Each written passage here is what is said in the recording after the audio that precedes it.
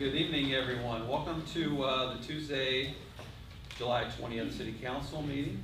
Appreciate everybody being here. We are streaming live and recording this on our City of Madison YouTube channel. Before we get into the agenda, which is a pretty full agenda tonight, first welcome, and let's all rise, remove our caps, and recite the Lord's Prayer, as well as the Pledge of Allegiance. Thank you.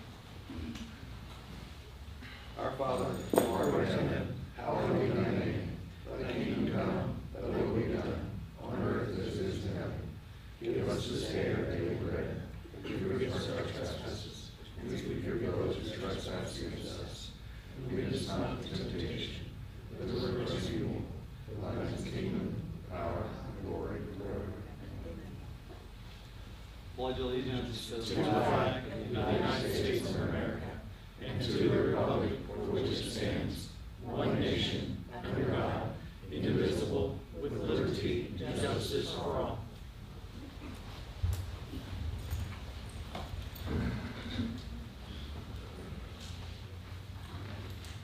All right, clerk, may we have a roll call? Yes. Kevin Off. Here. Breach. Here. Lucy DeTillo. Here. Bartlett. Here. Dan DeTillo. Here. Rampy. Here. Chatterton. Here. Council, have you had an opportunity to review the minutes from the July 6th Common Council meeting? And if so, I'll entertain a motion to approve the minutes.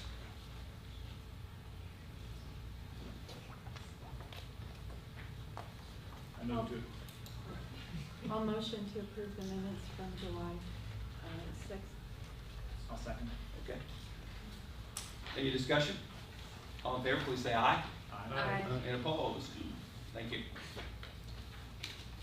All right, let's move on to the agenda with, we have 3 resolutions and a couple of ordinances. Turn it over to Joe for the first resolution. Okay, the first resolution is resolution number 2021-45, a resolution of the Common Council of the City of Madison, Indiana, adopting a local plan for expenditures of American Rescue Plan funds. Whereas the City of Madison has established a fund to receive monies pursuant to those funds distributed by the American Rescue Plan as it relates to COVID relief in the amount of $2,677,888.05 to be distributed in 2 tranches. And whereas it is the desire of the City of Madison to approve and adopt the following local plan as it pertains to the expenditure of said funds from the first tranche in the amount of $1,338,994.02. Stormwater infrastructure planning, the amount of $350,000. Matching grant funds in the amount of $613,944.02. Speeding the recovery of tourism, $100,000. And premium pay for essential workers of $275,000. Whereas the City of Madison Common Council understands that this will be a distribution of the first set of funds distributed pursuant to the American Rescue Plan, and expects that the City of Madison will receive additional funds that will later be distributed per an amended local plan. Now, therefore, be it resolved by the Common Council of the City of Madison, Indiana, of the following: that the Common Council hereby adopts the local plan and approves the distribution of the funds pursuant to the above. This resolution shall be in full force and effect from and after its passage by the Common Council and approval of the mayor as required by law. Joe, what was that resolution number again, please? Number 45. Okay. I'm going to ask for my Deputy Mayor, Minnie McGee, here. She can also answer any questions. But the background on this is last month, pursuant to the coronavirus relief American Rescue Plan, we had to adopt an ordinance that created the fund to receive these monies. These monies are have been appropriated by the federal government. Virtually every city, town, and county across the country has been a recipient of these funds. There are very specific intended uses, although pretty broad for the most part, but they do have very specific purposes behind them. And we are required to adopt a local plan. And this is the first tranche of the funds with the local plan. Sorry, maybe I'll let you. I started before you got here. So I'm just window dressing. No, exactly what he said. We are in the process of making an application right now for the funds. I understand they appear pretty quickly, within a few days, once the application is made. So I'm hoping to have that done by, tomorrow, hopefully.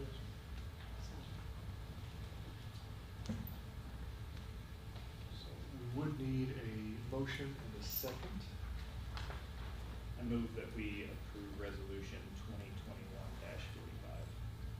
2021-45. I'll second.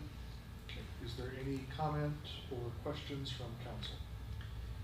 I just have one question regarding the matching grant funds. It's a very specific amount. And do we have the idea of which matching fund or grants we're going to be using that with because of that specific amount? I'm sorry. It's a good question. So, actually, since this money is coming in 2 tranches, Councilman, we have plans for the stormwater, speeding the recovery of tourism, and the premium pay for essential workers. And we just submitted a very substantial community investment plan for the READY program, Governor Holcomb's READY program, that requires matching dollars. And to the extent that any part or component of that investment plan, and there was 2 that we made, I'll detail those later, qualifies for funding under ARP, then we could use this balance. Actually, this is a balance. So the balance of the first installment that we're receiving, 1.338 million, the balance of that, after already identifying those first 3 categories, is $613,000, and we would use that for eligible matching grants. So it appears to be a very specific number. However, it's the number remaining after having very specific plans for the first 3 carve-outs from the ARP money. Okay. And then there will be a second tranche that we'll receive a year from now. So between now and then, more information will be received, and more planning will occur, and we'll come back to council for an amendment to the local plan to incorporate those monies. That's why I let Thank him you. answer that question. Sorry, Mindy. Is there any question from anybody in the audience or any other council members? Seeing that, we'll do a roll call vote. Okay. Chatham? Yes. Rampy? Yes. Bartlett? Yes. Dan DiTillo? Yes. Lucy DiTillo? Yes. Creech? Yes. Kavanaugh? Yes. Thank you, council. The next resolution is resolution number 2021-46, a resolution of the Common Council of the City of Madison, Indiana, supporting the 2021 flood recovery efforts.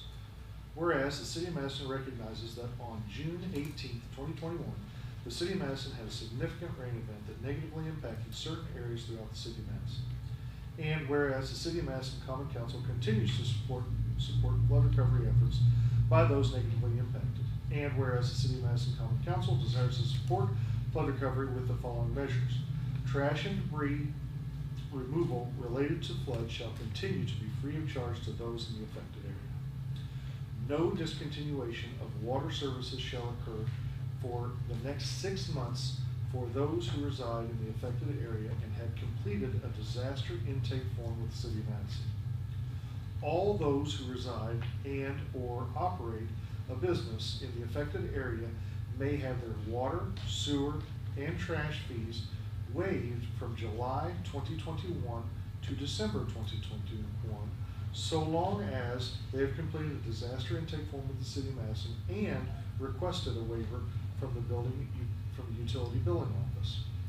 Whereas the City of Madison Common Council believes it's important to explore all resources to assist with future mitigation of the disaster of this nature, and therefore desires to support a matching grant available through the Army Corps of Engineers to begin a comprehensive plan to assist with future efforts to mitigate flooding in the affected areas and to establish a committee to evaluate the merits of forming a long-term recovery group.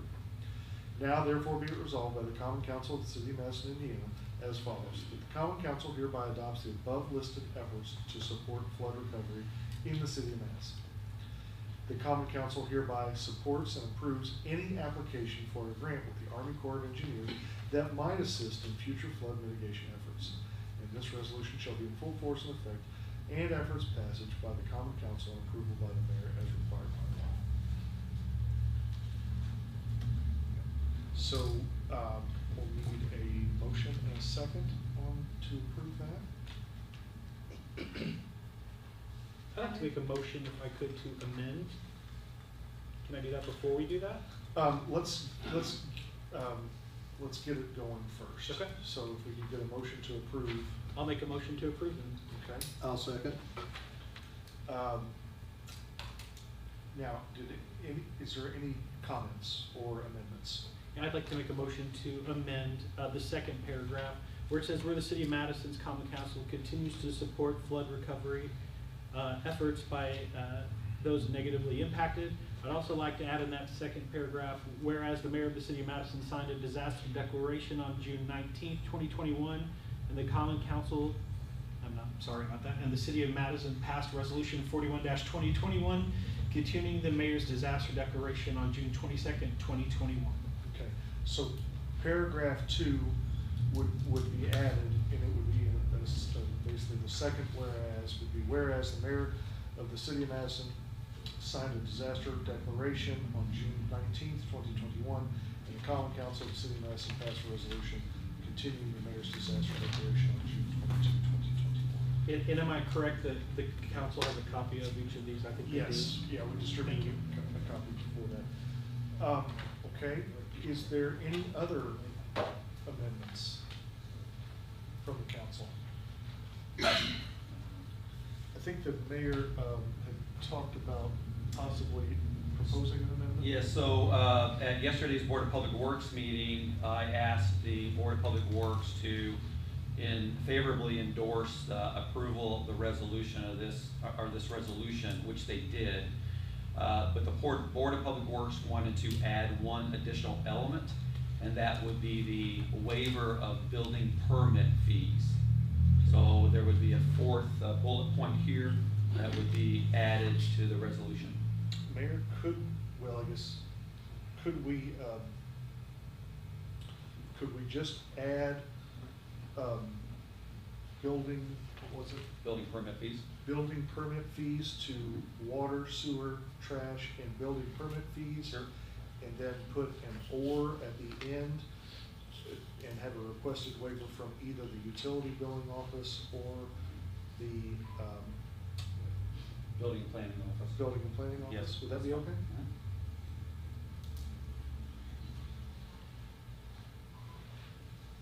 Okay, so we would be adding an additional, essentially service fee. So it would be water, sewer, trash, and Building building Building permit fees. permit fees to bullet point number 3, and then adding at the very end, or the building and planning office, because you need to apply for a waiver of that there. So, if that's acceptable with the council, we would need a motion to amend that third bullet point to add building permit fees and the application to be done at the building and planning office. I move that we amend that third bullet point as stated. Okay, so do you join in Councilman DeTillo's motion to amend and just make it one Yes. amendment? Okay. Do we have a second to that? I'll second. Okay. Is there any comments from the council members on the amendment? Any comment from the public on the amendment?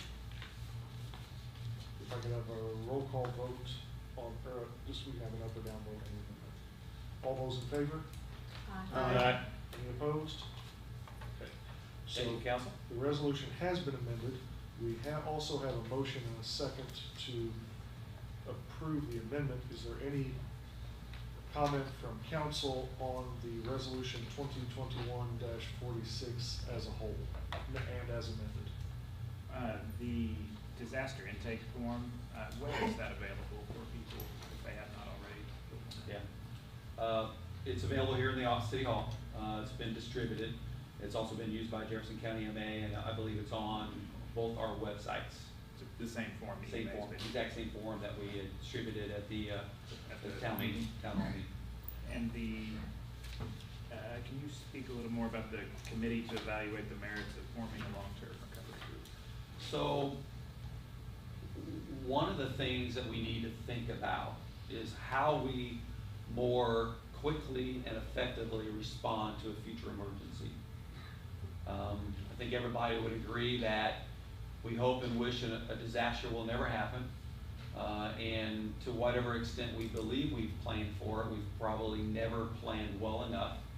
And that we find that there are best practices and takeaways when a disaster occurs that we wish we had already implemented. Jane Crady, who was at the town meeting and has been in multiple meetings here at City Hall since the June 18th, June 19th flooding, is a member of a group. She works for Catholic Charities, but she's a member of a group called Indiana VOAD, and that is a volunteer organization active in disasters. And she is recommending that we take that same national and statewide approach and apply it locally. And now that's not an initiative that is purely born from the municipalities. This is a community-wide effort made up of lots of different individuals across the community, many of whom would be in different trades who can immediately respond to assist. But there's a planning and a funding element that goes along with that. And it's a long-range view to how do we more quickly respond in the future to help people in need and help our community recover in any type of disaster. And VOAD is a fantastic organization. In fact, they're active here in Madison now, helping us recover from the flooding. And they've advised us that a local organization similar to it could be very effective in the future. And that's why I think we need to, as we're talking about a lot of the planning that's been going on over the course of the last 3 to 4 weeks for future risk management, a lot of it's been focused on flood risk management because that's the disaster that we've just experienced and recently experienced as just a few years ago. But it would be effective in any disaster. And that's what that means. It's a good question, but there's a lot of groundwork to lay with regards to being better planned and better structured with all of the municipal and government and local apparatus to help people in need at a time of crisis. I think we've done a good job in this one, but there's also takeaways from every situation that will better inform us and better prepare us for the future. That's the goal with that one. Thank you. You're welcome. One last question. The waiver from the utility billing office, will that be available online or just at the office? I don't know if Brian's here or not. I know we have the paper form. No, they'll either come in and fill out Okay. an application, but we gotta track it, it's not gonna be anything logistically. I just didn't know if the form could be available for people to fill out at home and then bring in rather than. Well, they can come by and pick one up and take it home, but I don't think we're gonna be able to have it online. Okay, thank you. We just created it yesterday. And it might be something we can put a PDF of on there, so somebody can print off, if they wanted to do that, that'll be easy. But they definitely have to submit it at the billing office, and that'll help. Yeah. Any other questions from council members? Is there any comment from the audience with regard to resolution 2021-46 regarding flood recovery efforts? Rick Roos, 1421 Cherokee Court. Just a question, it just seemed like I agree with the idea of having contingency plans and mitigation plans for all disasters, but it just seemed like the way it was phrased in the motion of the resolution that it's specifically for flooding, and I didn't hear the rest of that, but I don't have it in front of me. It's not specifically for flooding. It just says that, we want to take whatever efforts possible to plan better. Now, this is embedded in this particular resolution that's addressing, assistance for flood recovery, but a local VOAD organization will be there to respond in any disaster. Okay, I So think- when that organization and the people get formed, in order to start exploring it, fundraising for it, and working with State BOAB, it will be a much more broader, comprehensive organization than just for flood recovery. Okay, so that's stated someplace. It will be stated in the mission when these people get formed to talk about a long-term recovery group. Yeah, Thanks. you're welcome, Rick, thank you. Any other comments? Hearing none, we'll need a roll call vote. Lucy DiTillo, Yes. Creech, Yes. Kavanaugh, Yes. Bartlett, Yes. Dan DiTillo, Yes. Rampy, Yes. Chatham. Yes. Okay. The next resolution is Resolution 2021-47, a resolution of the Common Council of the City of Madison, Indiana, regarding the commitment of a required matching funds for a grant application to the Indiana Department of Transportation for a proposed community crossings grant. Whereas the Common Council of the City of Madison, Indiana is the fiscal body for the City of Madison. And whereas the council recognizes the need to improve the infrastructure in the City of Madison. And whereas NDOT is seeking applications for its community crossing grant. And whereas this grant is intended to assist communities in funding certain infrastructure projects. And whereas said grant requires local and financial commitment of up to $1 million to be matched on a dollar-for-dollar basis by NDOT. Whereas the Common Council recognizes the importance of the city seeking community crossing grant and acknowledges the financial commitment requirement for purposes of receiving the community crossing grant. And whereas the city will have sufficient funds available and appropriated from various city funds to include local road and street fund, motor vehicle highway restricted fund, rainy day fund, lit fund, and other funds to match the requirement of the grant.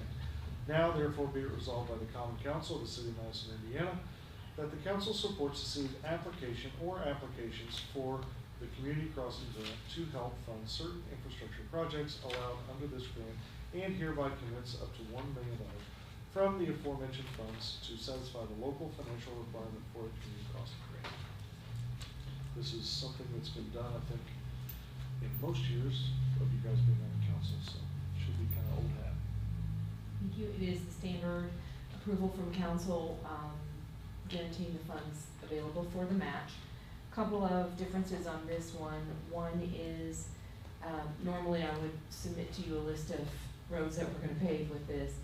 We're doing it slightly different this year. I think the mayor has spoken before, and Nicole will speak tonight about the Sidewalk Survey that we had done. So the road paving, apparatus that we have, the database that we have, that we rate all of our roads annually, we now have that for sidewalks with maps and color coding. What I would like to do is, and Nicole Shell is helping me do this, merge the two so that where we are paving roads, we are also doing sidewalks. That allows us to complete sidewalk repair and maybe create new, because we are paving the road at 50 cents on the dollar. So I wanted to try and include as many sidewalks as possible in that too. That might mean we do, pave a smaller number of miles of roads because we can do more, spend the money on sidewalks. So that's taking a little bit of time to do, as you can imagine, to match those up. But I will have that for you before our next meeting. So if we could have a motion and a second on this, can we approve? I move to approve resolution 2021-47 as presented. I'll second. Is there any comment or questions or amendments from council? Is there any comment or questions from the audience? Seeing none, we'll do a roll call vote. Dan DiTillo, Yes. Rampy, Yes. Chatham, Yes. Kavanaugh, Yes. Lucy DiTillo, Yes. Creech, Yes. Bartlett. Yes. Thank you. Thank you, Council. Thank you, Ed. The next, For Nicole, I know she's gonna introduce this ordinance, but go ahead and Okay. start, but She will. for her. The next resolution is ordinance number 2021-10, An ordinance of the Common Council of the City of Madison, Indiana, establishing a public arts commission. It's somewhat lengthy, and Nicole is here to kind of give an overview, so instead of duplicating efforts, we could do a motion to suspend the rules and not have me read it in its entirety and have Nicole give an overview.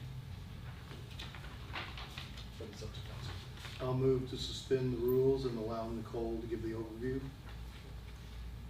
Is there a second? I'll second. All those in favor? Aye. Any opposed? Thank you. Okay, so this is ordinance number 2021-10, an ordinance of the Common Council of the City of Madison, Indiana, establishing a public arts commission. Take it away, Nicole. Good evening. So this ordinance is coming about after discussion with the Madison Area Arts Alliance. We felt like a commission that could review public art in our city was something that we may need, especially since we're an arts district, and increase in art is something that we're seeing every day. This commission will ensure that the art located in our community is something that reflects the city in the minds of our citizens. It will also give the city the ability to acquire art to be used in our facilities such as City Hall, which we don't currently have.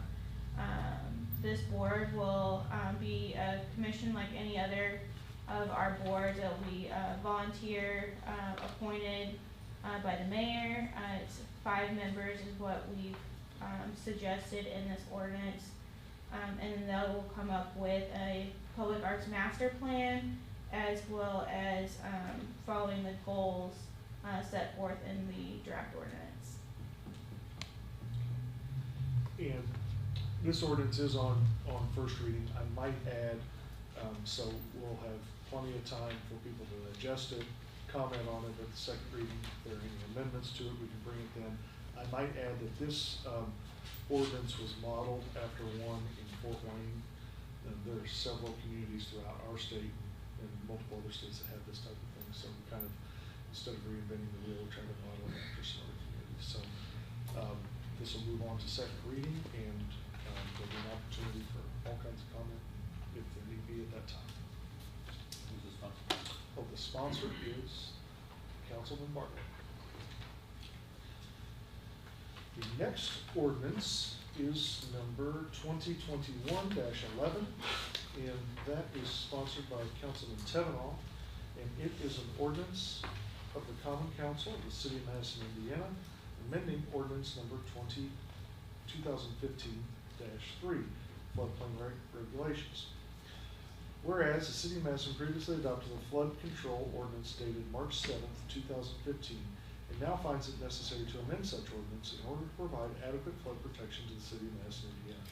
And whereas the City of Madison desires to amend the previously adopted flood control ordinance 2015-3 in order to better define floodplain administrator.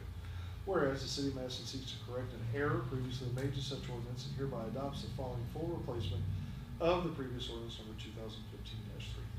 Now therefore be it ordained by the Common Council of the City of Madison, Indiana, that the flood hazard areas ordinance previously enacted be amended to delete the previous section 156.45A, designation of administrator, duties and responsibilities of ordinance number 2015-3 adopted on March 7, 2015, and replace the section with the following language. And that would be under the responsibilities section, section A. The Common Council of the City of Madison, Indiana hereby appoints the building inspector to administer and implement provisions of this chapter herein referred to as floodplain administrator. The Common Council of the City of Madison, Indiana appoints the acting head of Planning and Preservation and Design Department as the secondary floodplain administrator. Should the position of building inspector be vacant, the acting head of the Planning, Preservation and Design Department shall be appointed as the primary floodplain administrator until such time as the building inspector is hired. And that again is on first reading, so have any comment on that at the next meeting? Okay, thank you, Joe. Moving on to the rest of the agenda, let's go to the reports of city officials, and I'd like to invite Nicole, since she's here, to give an update on building and planning. Yes, so you have a written report that I placed on your chair earlier today. A lot going on in our department. I'll just give a brief update. Crystal Beach, we awarded that bid to Pool Group. We had a pre-construction meeting with them, and I don't have a date that will start, but they are working on securing their subcontractors, and that project will move forward as soon as the pool closes this year and be completed before the pool opens next year. Ohio Theater, if you haven't seen, they've been working on their construction project. They're currently installing the new spray foam roof and getting that building watertight for the first time since 2018. The Cotton Mill announced that they will be having a ribbon cutting on July 29th. They have not announced a time yet, but as soon as they get that out, I will pass that on. We've got a lot of projects in progress, the first being our sidewalk improvement and ADA transition plan. We received a draft from HWC that is available for public comment in my office or on the city's website. It's about 178 pages of great information, including all of our sidewalks rated from 1 to 10, as well as ADA review of all the public facilities we own. I'm also working on park plan, working on background information and the demographic section. Brent Spry was able to take great drone footage of each park, so that's going to be implemented into that plan so that we can recommend updates to those parks. Historic District Survey, we contracted with Lakota Group out of Chicago.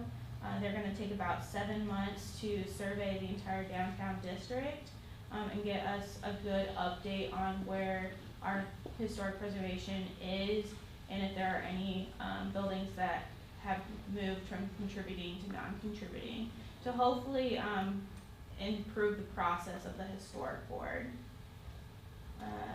We're working on a couple of improvement projects, the Mulberry Street mural lot and Gateway Welcome Center. Both of those design works are in progress. And then as the mayor said, we submitted submissions for the READY grant funding today. PACE has been wildly successful.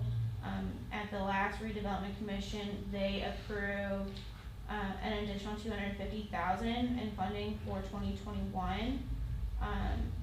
And in my update, you'll see the city has already contributed $457,000, which was matched by $1.5 million by local funds from the property owners.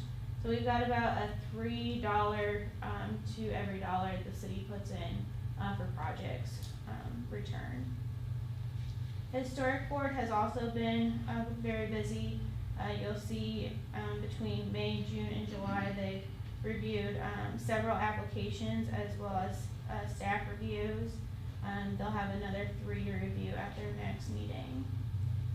We received a grant from Indiana Humanities at the beginning of the year to create a preservation quest. You'll start to see QR codes go up on some of the buildings downtown. You can scan those with your phone and it'll take you to a website that gives more background information about the building. Currently we have 4 sites available. QR codes aren't quite out yet, but they're going to go out this week, so take a look for them. And then the building office has been very busy.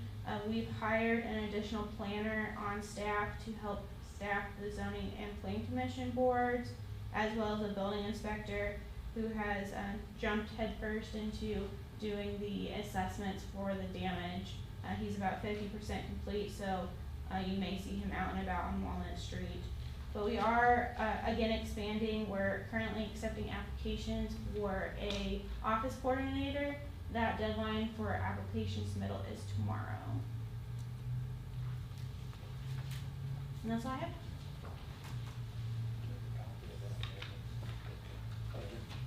Any questions for Nicole? report, we're doing a lot of planning, a lot of information being gathered that is going to be factored into our budgeting process and our capital investment plans for the course of the next several years. Help us focus it. And I think at the last council meeting, we gave a bit of an executive overview of that sidewalk asset management plan. And, you know, and I'll make a long story short, we have about 40 miles of sidewalks across the community. And approximately 9 miles are rated fair to very, very poor. And so we're going to be targeting our resources in that direction over the next several years. And then also we have to do a lot of work on our ADA accessibility ramps. So that's an area that was identified as being very weak, but again, things that we need to attack. And all of this fits in together when we're doing sidewalk improvements or we're doing paving projects. Generally, that will also include some curbing, guttering, and ramps. So a lot of money has been expended in the past, but more so in the future now that we have a real target to incorporate. Keep up the good work, Nicole. Okay, Madison Police Chief John Walls.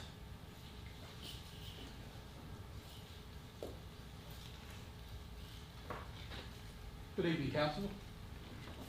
Nicole sets a pretty tough pace to keep up with. No pun intended. No. Our three Academy attendees, Graham Heffelfinger, Kayla Taylor-Moore, and Kyle Potter, are in week 6. They're doing very well. They got through the big hurdle, the criminal law exam and the traffic law exam, so they're well on their way through their academy experience, and look forward to getting them back here in a few weeks. On June 9th at our merit board meeting, Officer Nicole Midget and Officer Jordan Perry were promoted from probationary officer to patrol officer. They've completed their 1-year service with the department.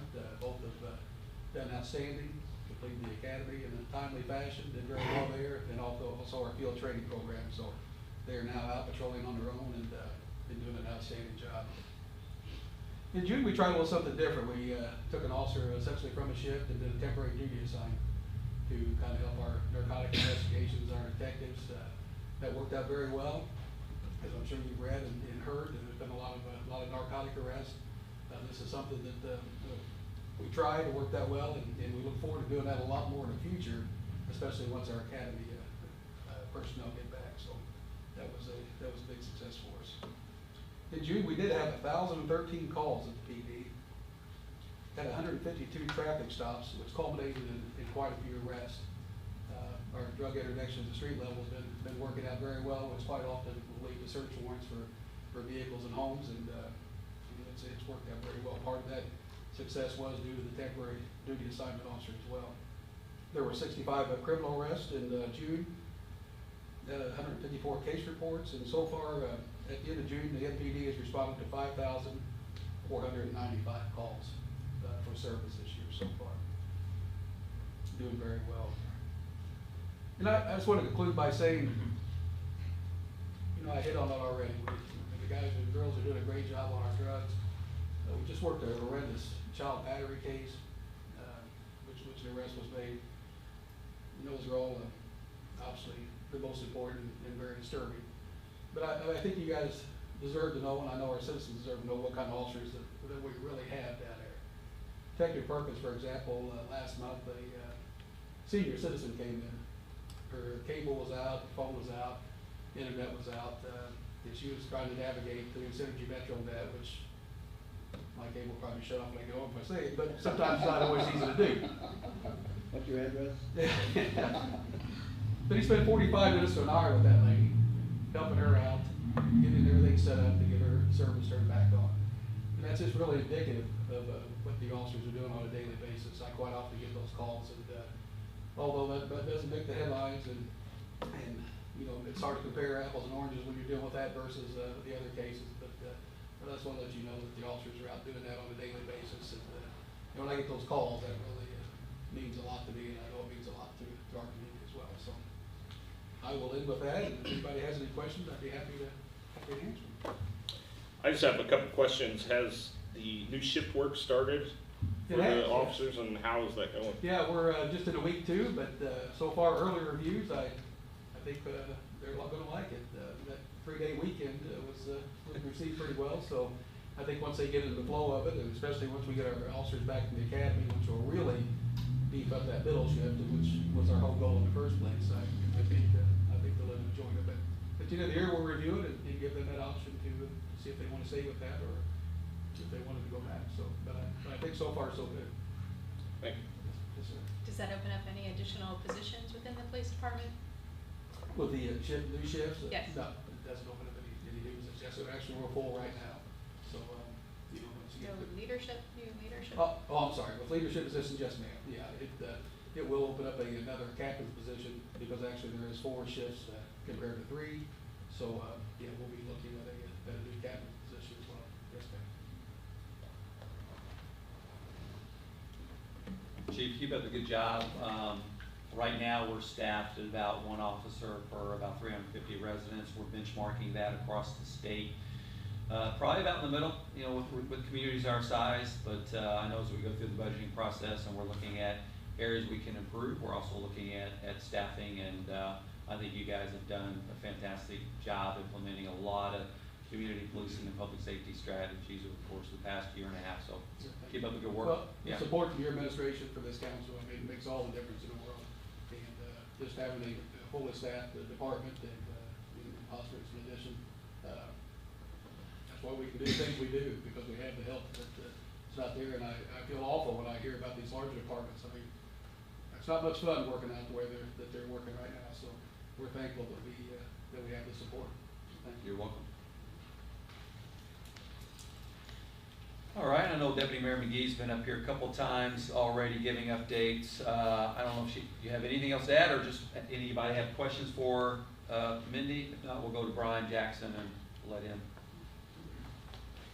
give a utilities update. Lots going on in the world of water. Yeah, that's what I primarily want to talk about. A movie called Water World or whatever.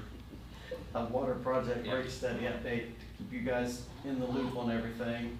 You know, for the past year, we've been working on our water rate study and subsequent water rate increase that's needed to address the water infrastructure improvements and the rehab needed throughout the city. The work, just to give you guys some information, that primarily take place at our storage tanks, the water treatment plants, and approximately we're going to upgrade 22,000 lineal feet of water mains within the distribution system.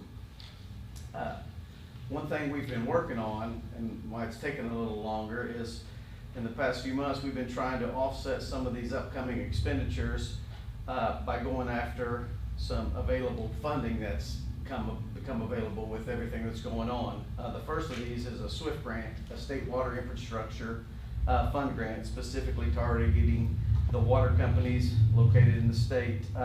We've applied for and requested a grant in the amount of $5 million. Once the SWIFT people, vet through all of the applications, we hope to receive all or a portion of that money to help offset our rate increases.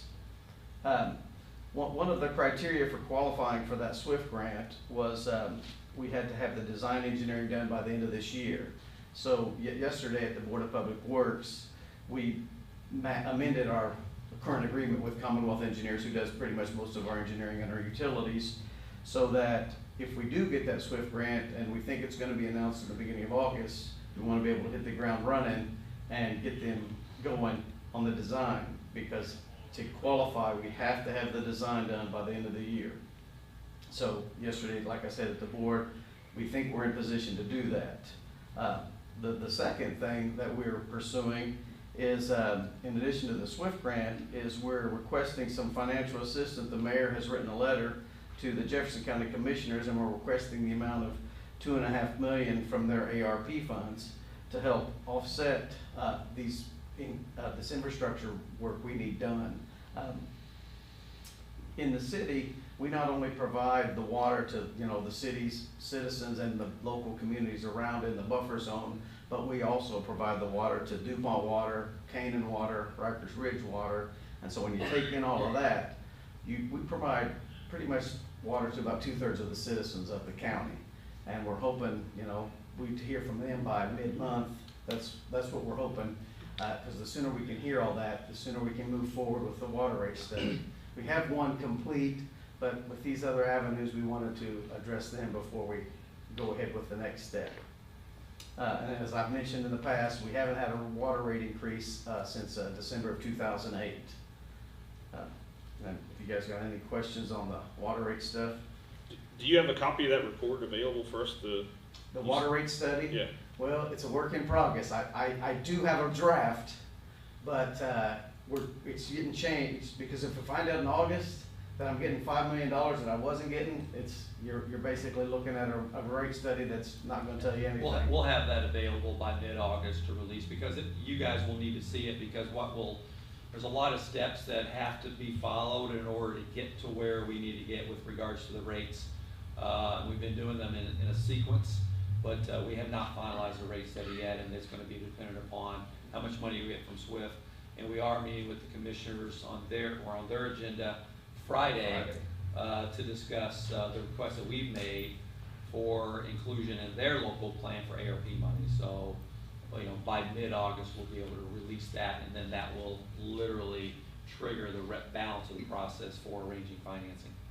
Yeah, there will be we're getting ready to get on a call with our bond counsel, because to finance this is done through the SRF, and we have to utilize bond counsel in order to do that. And we'll create a timeline to lay out all of the obligations that council will have. There will be, within that will be, you guys will have to approve the rate study and approve the financing agreement, and et cetera, like we've, Katie and Dan would probably remember that we've done before, but it's, there's a lot to it, and it's a step-by-step kind of sequence, and we'll be kind of getting that, it'll be coming at you probably for the next couple of And months. correct me if I'm wrong, we're gonna try to get them together to a meeting, something Yeah, like we talked about a potential work session where you guys would have Rob Buccelli, who is from Commonwealth Engineers, and Kevin from Shimmer Barber Mulligan. Yeah, you have the accountant here, we could have our bond counsel here if you guys had any questions. Yeah, they'll kind of give you an overview of the engineering part, the accounting part, how they came up with everything, and then you guys can ask questions. That way, when we actually bring it to the council, you guys are somewhat familiar with it. We've done that in the past. Like I said, Katie knows and Dan knows we've done that in the past. Everybody else hasn't been through one of these, but there's a lot to take in.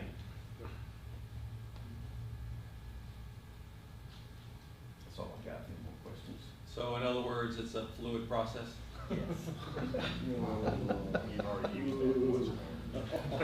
It works every time.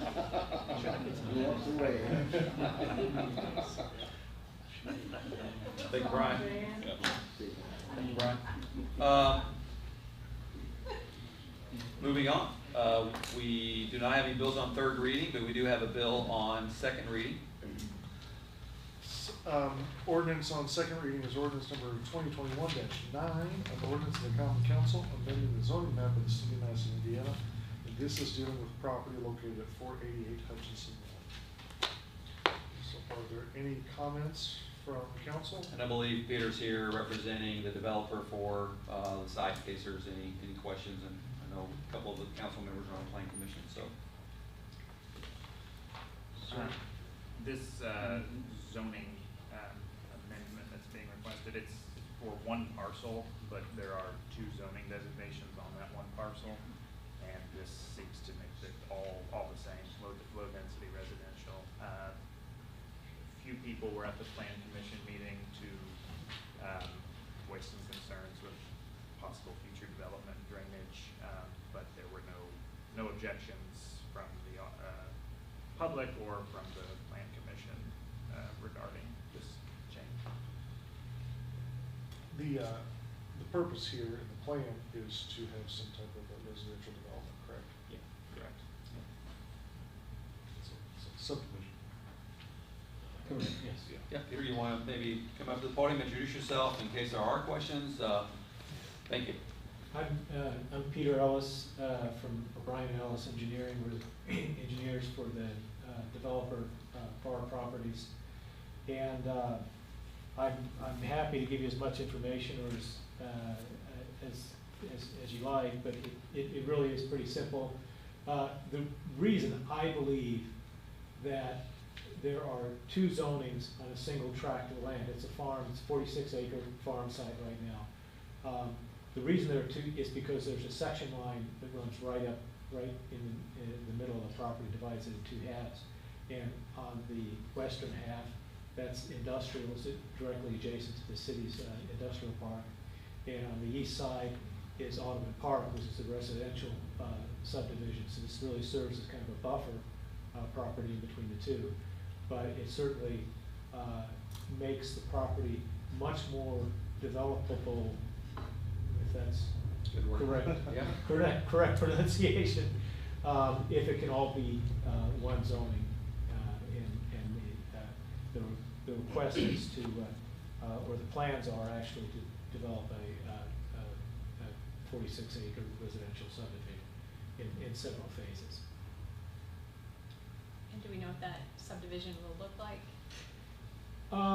We have done, I can give you, if you're interested, I can show you what we presented to the Plan Commission at the, but this is subject to revision, but it'll give you an idea. Yeah, I can, just a little bit of the process. So I think the process here was to get the zoning correct, to see if they could move forward, and then they will present subdivision plans that have to be adopted, and et cetera, by the Plan Commission, if they get to that point. It will be a very similar subdivision to Audubon Park in terms of size of lots, demographic, type of houses, etc. So I think it's a good fit for the location. Yes, I agree. Clearly, housing is an issue in most communities, and our community is no exception. So I was hoping you would elaborate that these were going to be those style of homes. I'm trying to be brief, but I don't want to be, I don't want to, yeah. If you look at the location, the site is at the northern end of the Cragmont Street extension, which the city built, I think, probably about 20 years ago, and at 400 North. To the west is a considerable amount of all the industrial areas. To the east are a lot of residential. We also have Walmart and Lowe's, a lot of commercial areas. Immediately to the south, if you drive down Cragmont Street, the extension I just described, you have really the entire hilltop.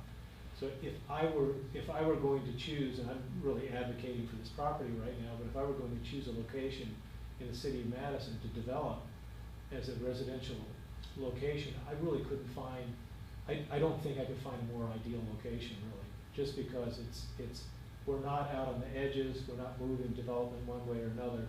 It's really right in the center where things are going on, and there is no development there now, well, with the exception of Audubon Park, which is actually a significant development. So, but it will, this is also a, I think I use the term demographic.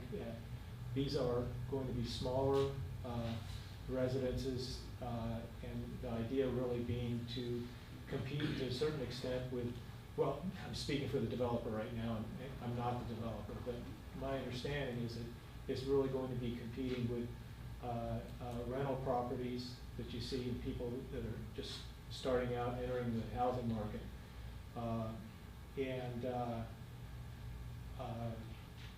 Yeah, so that's, that is a demographic, it's a slice of the community that I think it's pretty critical to serve. And if you look for lots in at that range, you don't see so much around. A lot of people really like to go to beautiful $100,000 hilltop lots, etc. So that's my pitch. No, I just want to endorse this. I know that you guys are on the Plan Commission, but we need more and new single-family housing at this price point, and also to support our workforce development activities. So I'm grateful for the private investment that's going to happen up there. Later I'll give you a bit of an overview of this Regional Ready grant program we just submitted to, and we did work with 40 some odd collaborators across the community, and one of whom was a developer on this particular project to help support our application, because housing, we are at a critical need for housing. We've not invested in that area properly. It's been a couple decades since we've done multifamily housing, and it's been a long time since we've done residential single-family development. So I'm glad to see it happen. Yeah, this will be a great addition to the Hilltop and for the city. Good deal for everybody. Go ahead. If there are any comments from people in, Any comments from the audience on this ordinance? Okay, seeing none. if there are none, then I move to suspend the rules and move to the third reading. I'll second. There's been, Who seconded that? Second, Curtis? Yes. there's been a motion to suspend the rules and proceed to third reading in a second. We have a roll call vote, please.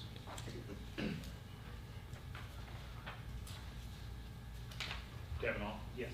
Creech? Yes. Lucy DeFillo? Yes. Rampy? Yes. Chatham? Yes. Bartlett? Yes. Dan DeFillo? Yes.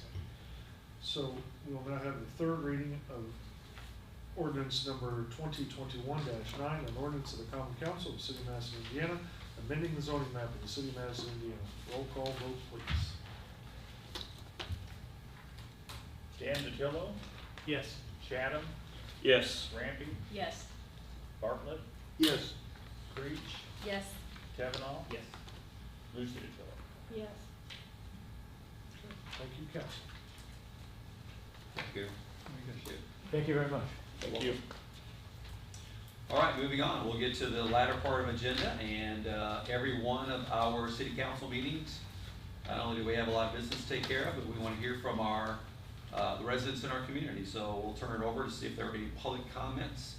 They're free to come to the podium and address the mayor's office and council.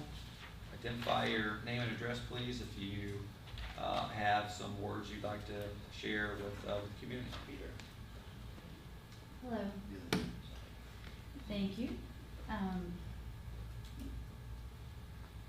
phone behave. Good evening, council members. My name is Jill Kelly Corn, and I live at 760 West 3rd Street, as most of you know. I'm here for the third time regarding our request from March for the equity audit, but I would like to first address some of the misunderstandings it seems we may have had in our previous 2 meetings. I've written my thoughts because I'm a writer and I do better when I write it down. First, I'm neither calling nor implying that anyone here is racist. And I would like to, rather, I think everyone here has good intentions, and I would like to lean into Mayor Courtney's statement from June 8th that we could always do better. This is what any audit is designed to do, help us identify the ways in which we could do better.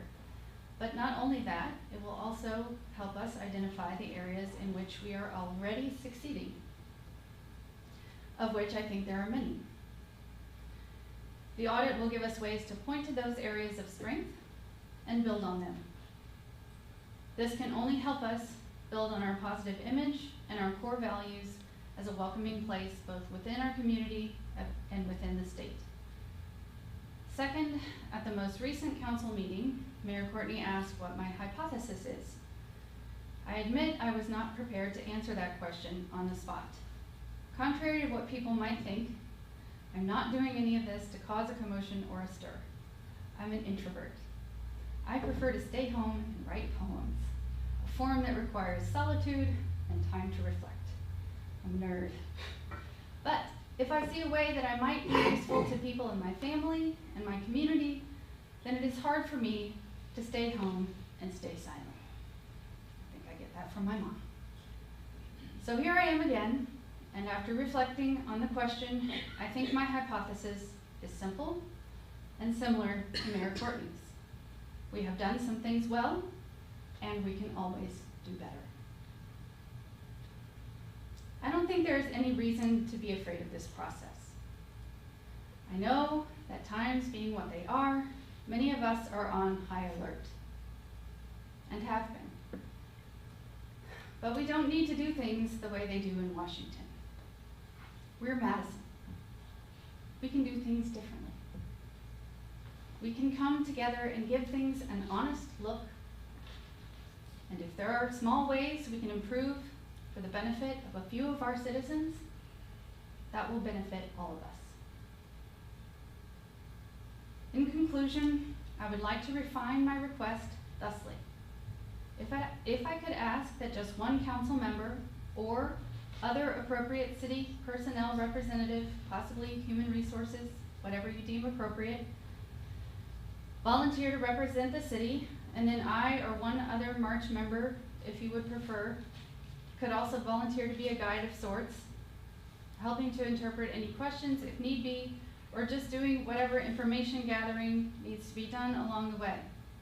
Or not, if you don't want us to be involved, that's fine too. Or perhaps the HRC could also be involved in an observation advisory role if they wish as well.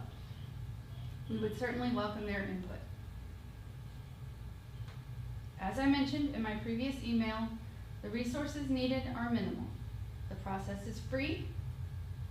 The time commitment is 3 to 4 hours total. And if we limit the personnel to one representative, the human resources are also minimal.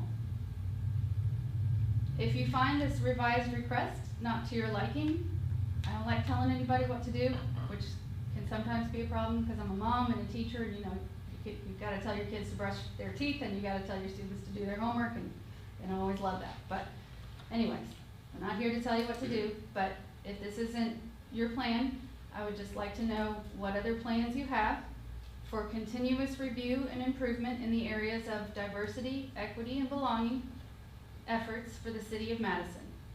Or if those plans already exist and I'm just ignorant of them, please direct me to where I can find the data and evidence for those efforts and ongoing programs.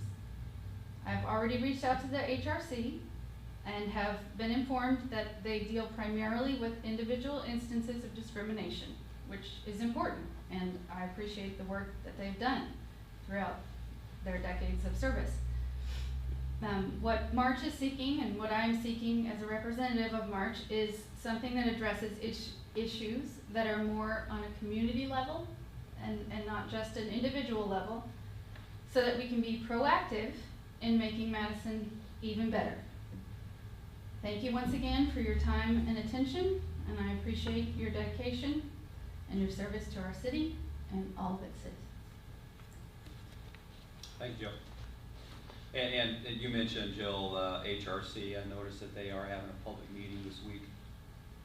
I think it's Thursday. I think the public notice has already gone out about that. It will be here in council chambers. So anybody who wants to attend that is free to do that as well. And I have not seen a published agenda from HRC. But anything that's on anybody's mind, I still believe that that's the proper forum to communicate it. Is there anyone else who'd like to address council or the mayor's office? Good evening. Julie Tevenow, 761 West 3rd Street. I just had a bunch of questions, so instead of coming up here a million times, I just wrote them all down. Come up once. Will there be any more meetings at the firehouse about the flood?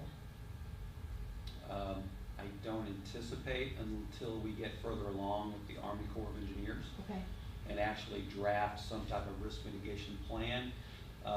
That's going to take quite a while, and then that would be elevated as a public meeting because it will involve a lot of infrastructure, not only from a municipal perspective, but also affecting the community down there. So I think, for us, we've been working every day on flood mitigation, recovery, and risk management. And to the point where we're at now is really turning our attention on kind of the dual paths that we're on. We have these human service organizations that continue to help residents recover. We've got the federal government level. Governor Holcomb, as you know, issued a request for a disaster declaration that was approved by SBA. So we have the SBA and the Indiana Department of Homeland Security working on disaster assistance. And now what we've done is moved into another stage, not only the two actions we took here tonight, a resolution supporting, flood relief for the next 6 months, but also a very significant investment in flood mitigation strategies. So to the tune of $350,000 on tonight's agenda. Right. So we're making investment, in my opinion, that has never been made before, so that we can potentially uncover options that have never been explored before. And I'm excited about the collaboration that we've had with DNR and particularly the Army Corps of Engineers. This process is not going to be quick, it's not going to be inexpensive, but the outcome is going to be one that will give us a lot more information on how to be better prepared in the future and what type of investment we need to make in order to mitigate loss in the future. So that will be months and months into this process with Army Corps of Engineers before there would be anything that they would be ready to share on a community-wide level. Right. Yeah. Well, the reason I was asking is I think some people maybe are a little intimidated to come to these meetings, and if we had a meeting at the firehouse, casual, and just do a brief synopsis of everything that's been going on since then. Admittedly, sometimes these meetings are really long and get boring to watch on YouTube. But just, like the trash and water bills being suspended, what's going on with the Army Corps of Engineers, it can just be, something short, a half-hour meeting, but I just think that the people that were affected. Okay, I think it's a good suggestion. Yeah. Certainly, we've attempted to communicate. There's Right. never any perfect form of communication. It's always a challenge. Right. I think it's a good idea. So as we collaborate and get more information, we can have another meeting at the firehouse or any Okay. other location. In the meantime, I would just recommend reach out to your council people, call the mayor's office, come to the utility office to process, the applications Right. for the building waivers. And we do a lot of press releases or social media posts. Madison Courier's been fantastic about helping us spread the word as well. There's nothing that can replace face-to-face communication though, so I appreciate you making that suggestion. Yeah. So let me see. The committee for the flood mitigation, is that going to be open to the public when you have those meetings? You mean the committee to form a local organization to assist in disasters? That thing, yes. I'm new at this, so I will just say that generally speaking, that would be a public meeting. Okay. Once a committee gets formed, every action that they take or discussion that they have would be in a public forum. Okay. Basically, any committee that gets formed by, whether it be the administration or the council, is required to be public, and so there'll be public notice of the meetings and Okay, such. great. And then, is it BOAD or BOAD? BOAD, B BOAD. as in volunteer. Okay. There's also, it's called a CERT team. It's a community emergency response team, and I think we have it with the other Salvation Army people. But it's training from the state, and then it's just locals, it's just citizens, and they are, they could have responded the night of the flood. To help. Sounds similar to a LOAD organization, so an organization to assist in disasters. Oh, And no, I I'm know not Salvation familiar with Army, that one. Red Cross were there the night of the flood, making not only our emergency responders doing what they do to help save life and property, but those human service organizations were there. Right, immediately. it's kind of, you could kind of say it's kind of like the volunteer fire department, only it's for like emergency response. And it could be, Through the Salvation Army? No, it's, Oh. actually, this is it's a state Okay. program. with I think state something like training. that should definitely be explored as part of this organization to better respond to future disasters. Right, future Yeah. disasters, yes, Right. yes. And the forms for, the water and trash bills, Brian said they'll be available tomorrow. Would there be any way that I could maybe grab a handful of those? I'd like to go down to the flood areas Okay. and maybe in the evenings, knock on the doors, and can I fill those, or have them filled out, and then can I bring them back here?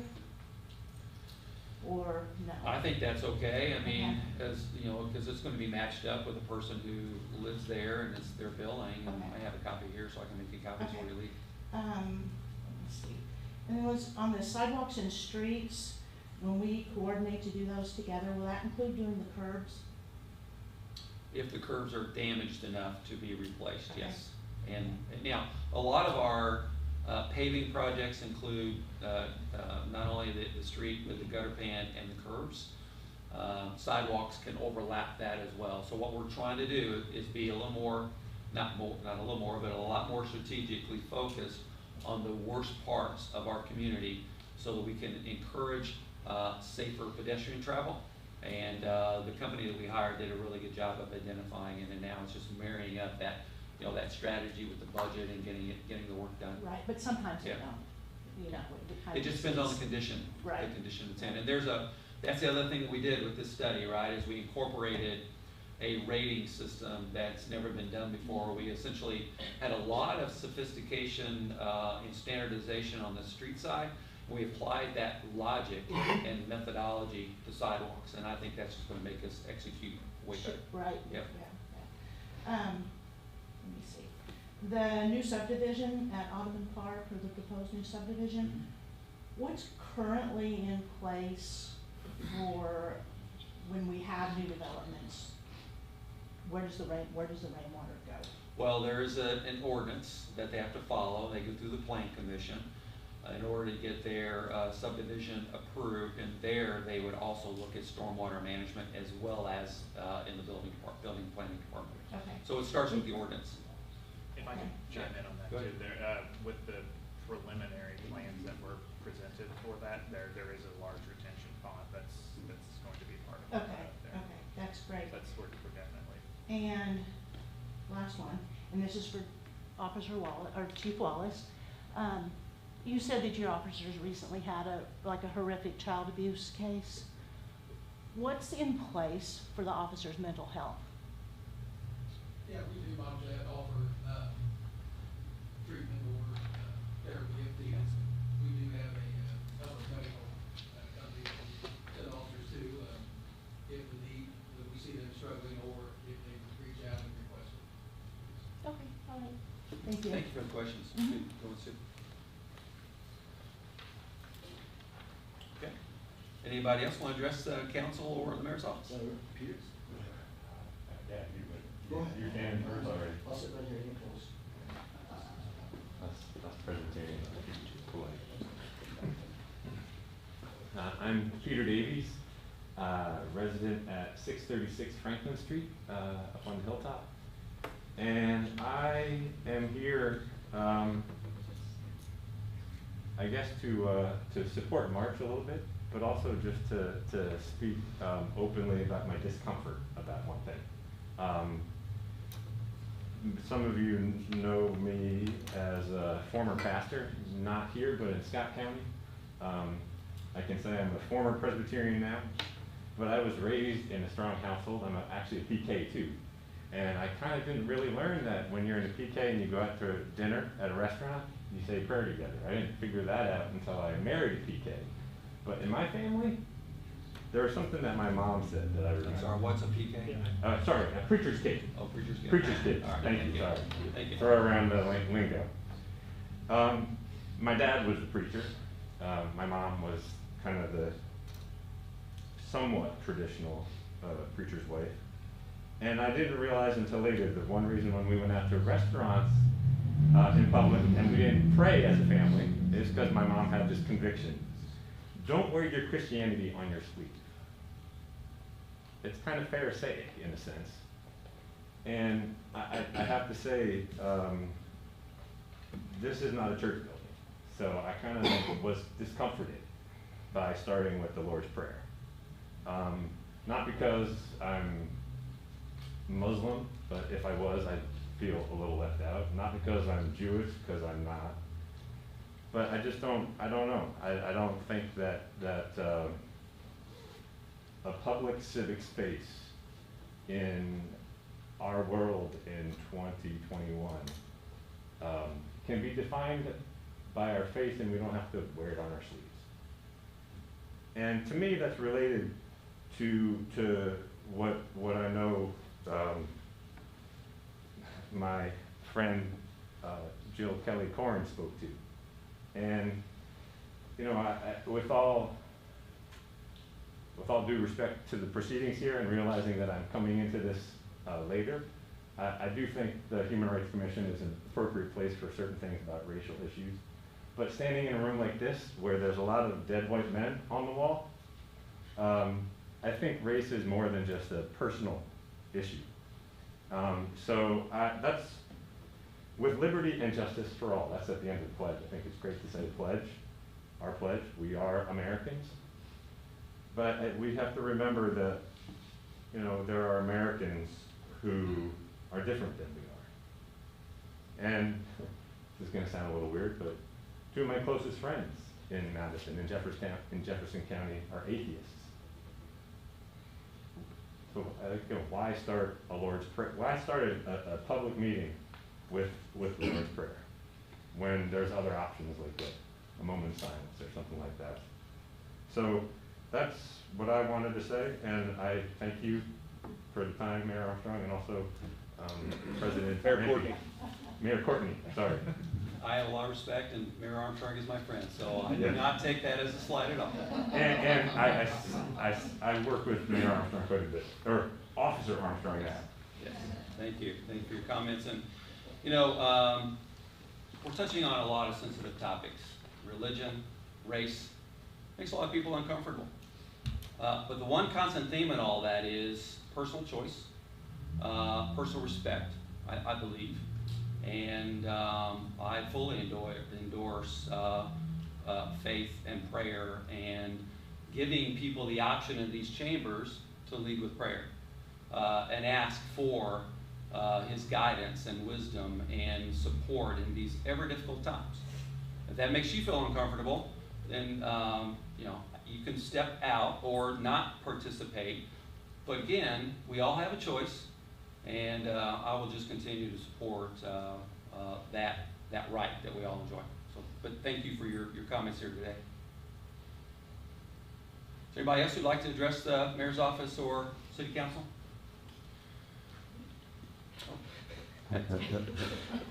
Wow. Working my way out. I'm Reverend Katrina Peckage Bundy. I am a Hanover resident, but I have served in this community for 10 years. I would just like to ask a couple of questions. First, it is a personal freedom. It is a personal choice. I'm clearly a prayer. But to ask someone who does not believe in a certain faith to leave a building is not inclusive. I said he can leave or not participate. It's his choice. Well, and I didn't speak at the time. Yeah, and that's okay. Yeah. All I'm saying is that I'm sorry, I was still speaking. I wasn't done. Well, if I'm given the floor, then can I finish my question first? Please proceed. Thank you. For a few minutes. I'm just wondering, I've heard a couple of people respond to the council, but I've not heard from the council. So I'm wondering of procedure, if this is just a time to lay the questions out there, or if this is a time when the council can actually respond to some of the requests that are being made. And now I'm asking for someone to respond. What is your question? I wholeheartedly agree with the fact that I'm glad that you endorse prayer, because what we do is difficult. Everyone has the right and the opportunity to run for local office, to want to be a city council member, and it's difficult. I choose to pray because, as he said, I don't have all the answers, but I am certainly hoping that God does.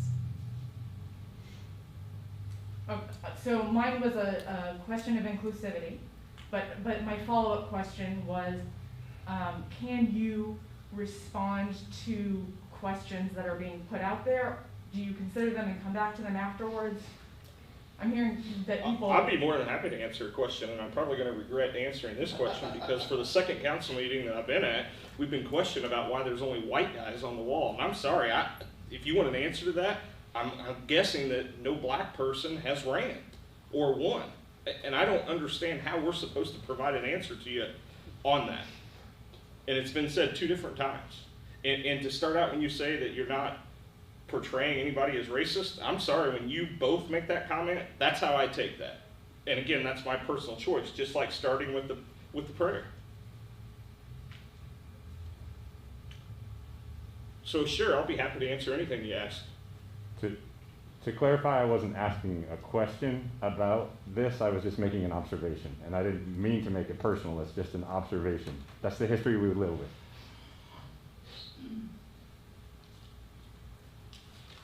We have no control over what occurred in the past. All we can deal with is what is occurring in the present. So, as he stated, you're like the 3rd person who has indicated that. I didn't live here during the times that these gentlemen were alive. I hope that they were great public servants, and I respect what they have chosen to do, but we have no control over that. We're happy to address and assist and be open to people who are willing to come in and speak publicly. We don't have all the answers. We certainly are looking to be inclusive in any way that we can. However, again, we can't control what has occurred before us. Absolutely. I think that the equity audit would help to know where we are now so that we can make a difference in the future, which I see you all wanting to do. So what do we need to do to help with this equity audit? What is our role? Point of order. And this has become a dialogue between the speaker and the city council, and I don't think that's appropriate. Well, that was one of my clarification questions was, can they respond if a question is posed? Because I really didn't know. Well, you know.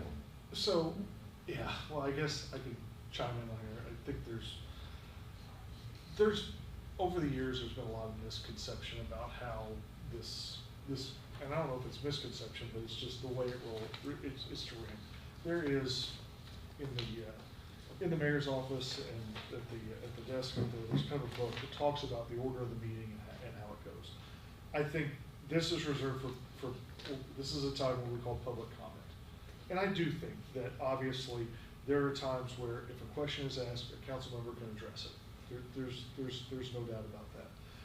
I don't know that the intention is to be a back and forth narrative or anything like that. Obviously, council, it is your meeting. You have a right to suspend certain rules. There are even rules in there that talk about the amount of time and the number of times and things like that you can speak on an issue and things like that have not been followed traditionally over the past some years. It's been more of an open type of situation. But I do think, obviously you have the right to think about whatever you want to think about and comment on it however you want to comment on it or not comment on it. So I don't know if that's helpful. That does absolutely clarify my question. There is actually rules of procedure. There is rules.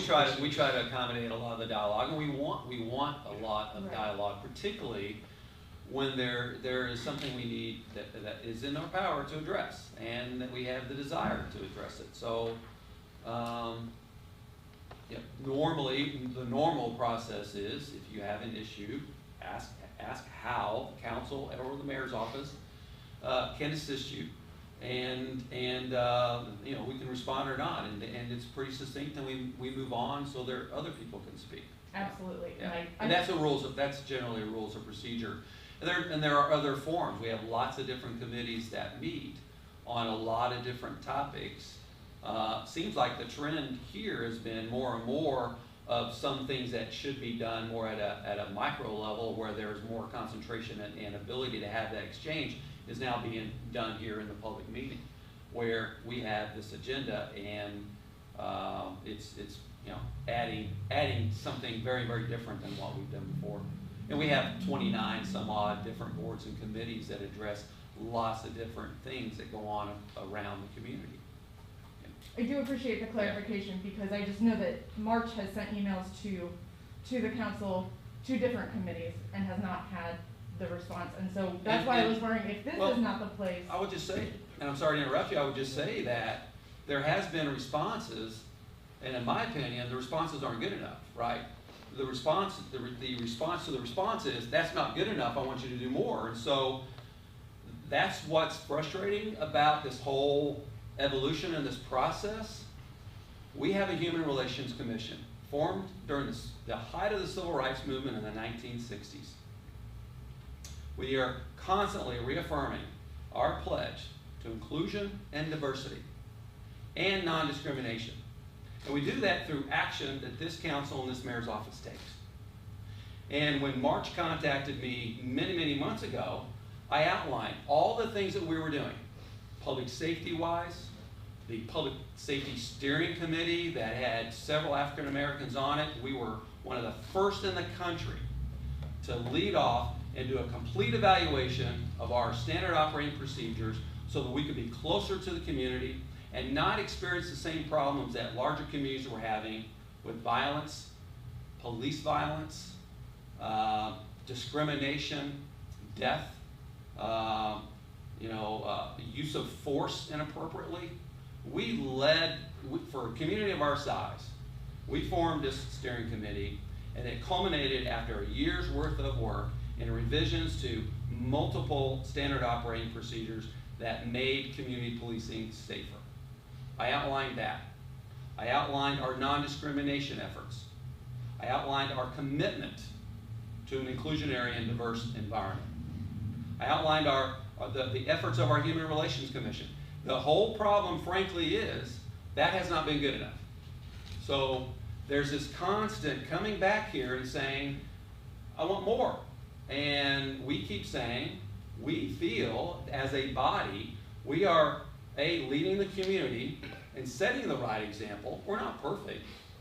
And as President Rampey said, we had all the people that keep getting highlighted and identified because of their race only inflames the issue and creates the division instead of the unity that Dr. Martin Luther King Jr. wanted us all to have in the Civil Rights Movement in the 1960s. So we are treading on this whole path locally now and nationally about critical race theory, and that leads to division rather than working together and being collaborative. And so I think the answer to your question is, how come we haven't given an answer? And my answer is, we've given multiple answers. They just haven't been accepted as good enough. But there are other ways you can express yourself. You can do the things that you're doing community-wide. You can collaborate through other organizations. You can reach out to the community and also ask for them to get involved. I don't see anything else we can do from a policy perspective than what we have already done. And we also have the Human Relations Commission, who is charged with not only an educational component, but the primary responsibility they have is if we have instances of discrimination in our community, we want to address it. And frankly and candidly, I think we do a good job. Could we be better? Are there members in our community who we wish would behave differently? Absolutely. As a body, setting policy, setting an example, I think, I'm proud of this council. I'm proud of the work that the mayor's office is doing. And what we always strive for is to get better. I think that's a great goal. So if Mr. Davies, who is not here, wanted to take the issue of not discriminating against non-Christians, that should go towards the HRC. Is that correct? Is that what I'm hearing? I would go there, but I will tell you, I mean, if he's saying he feels offended that we opened up our public meeting with a prayer, he expressed himself, he has a freedom of speech. we have a freedom of speech and we all have freedom of religion. And there is tremendous precedent on leading public meetings, government, throughout the entire country with prayer. It's done at sporting events, it's done at public meetings, it's done all across the world. So he can take that complaint to the Human Relations Commission, and frankly, I think mostly what they deal with is discrimination, probably on the racial side, but if he feels like he's being religiously discriminated, he should come to that public meeting in a couple days. Thank you Yeah. for clarifying You're those. welcome. I do appreciate Yeah, it. you're I welcome. appreciate your time. Thank you. Thank you very much.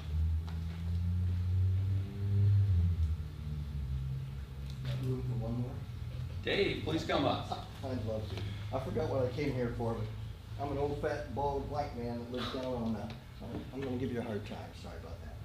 I'm very grateful for what we do I know you're pissed, but it's, it's nice. I used to be a city council member, clerk treasurer, and I appreciate the prayer, because I need all the help I can get, and I'm very humble. I pray at meals, I pray at churches and all the other places, but anyway, I'm here. I think we're gonna talk about the good things going on down Walnut, Mulberry, and other places. And I'm really proud of everybody, what's going on. I'm putting on my Salvation Army hat because we have our Vacation Bible School going on tonight, so the capitals are all tied up. We've served over 4,000 meals. We've got a new manager for downstairs for the clothing. We're trying to get the clothing business again. We've got a lot of vouchers we put out.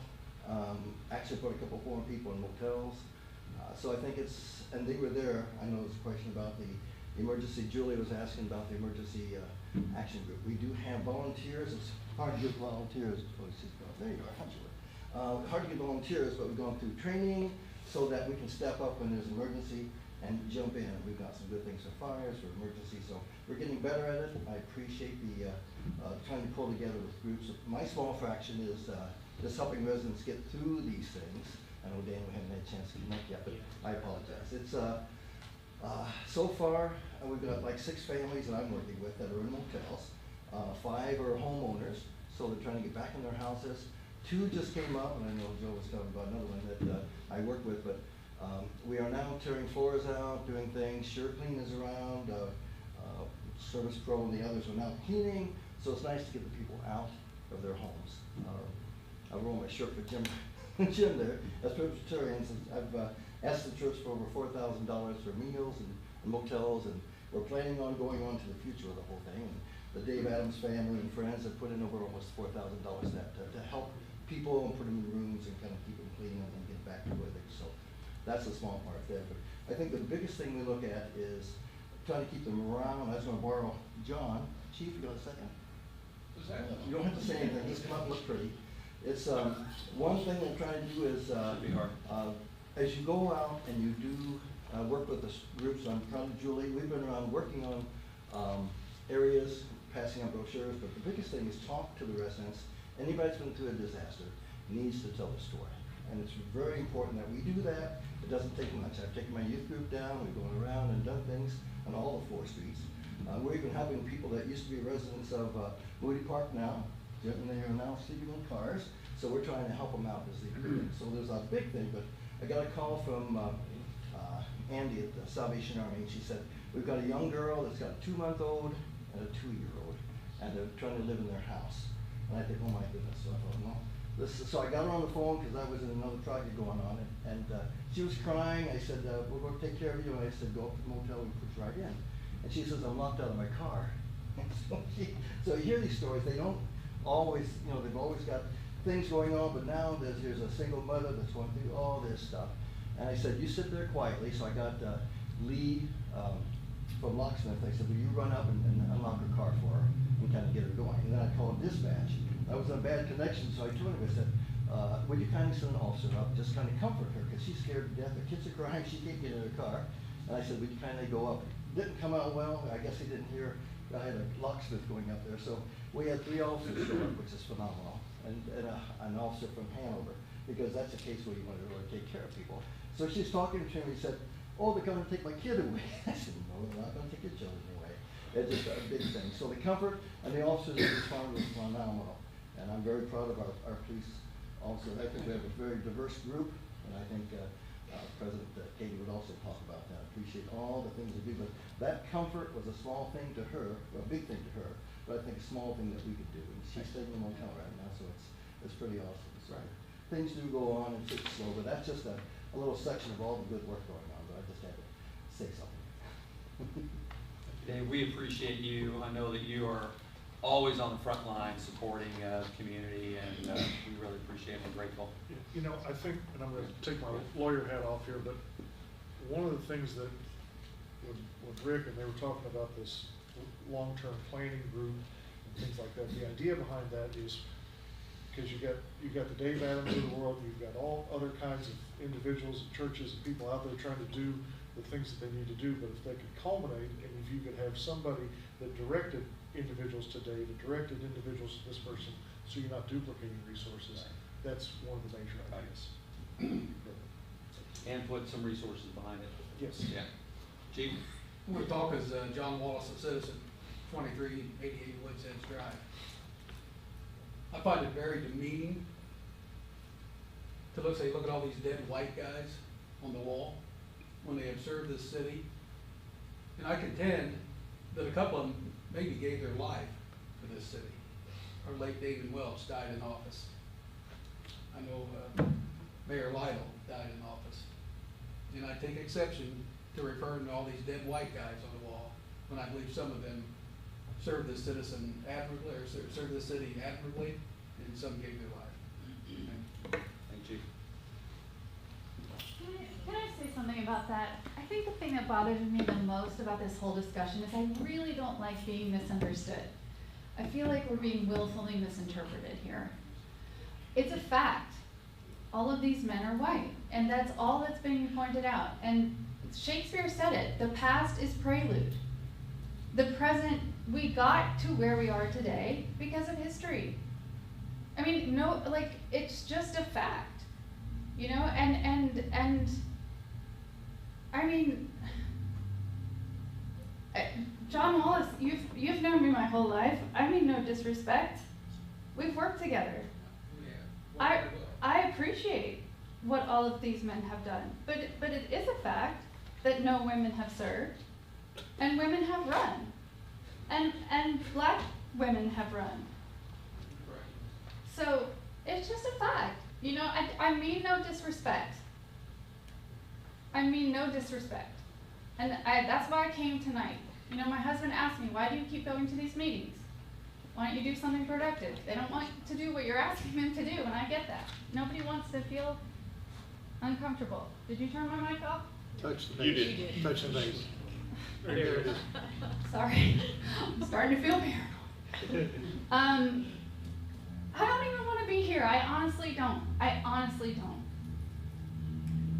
I hate making people feel uncomfortable. So I really mean no disrespect. I mean, I appreciate what you're doing. My neighbor's a police officer. Like, this is hard for me. I don't like speaking in public. I meant when I said I'm an introvert. So I'm just doing something because I think it's right.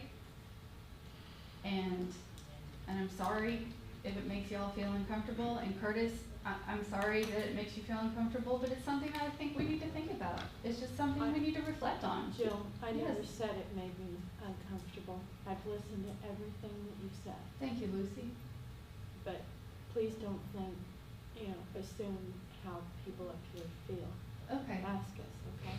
Okay, well, I'm responding to what Chief Wallace said, and I feel like there's a very palpable tension in the room, and I appreciate, I do know that you've been listening and reading, and I know that y'all have reached out to me. So thank you for those who have been listening, and I apologize for those who are taking this as an affront, because that's not how I intended. So while you're up here, I'll ask the question again. What do you need from us for this equity audit? What is our role in this? Well, I've tried to be really clear about that, like in my email and in my statement today. 3 to 4 hours of your time. It's basically like if you were to go through a guided survey, like a Google form. It's not a Google form, but it's a multiple choice questionnaire. I am aware of some of the things that Mayor Courtney said that he was doing, but I am not aware that he outlined those things for us. I just read some of those things in the paper, and I did ask for a meeting, and I was not, the email that I received from him said, I think we're doing a good job, and if you have any concerns, you can follow up with me, or the HRC. From your organization, I received also correspondence from another member. I thought you were copied on that, and I gave a full list of everything we were doing. And Okay. we're doing the best we can to communicate with you. I appreciate that. Yeah. I know it's been COVID and it's been hard times, but that's, I mean, it's just, I think it's like a fuller picture of some things that maybe we haven't thought to do. I haven't done the survey myself because, as I said, it's not for individuals, and once you start it, it wants you to go through the whole thing, so we can't really do it, you know, as individuals. So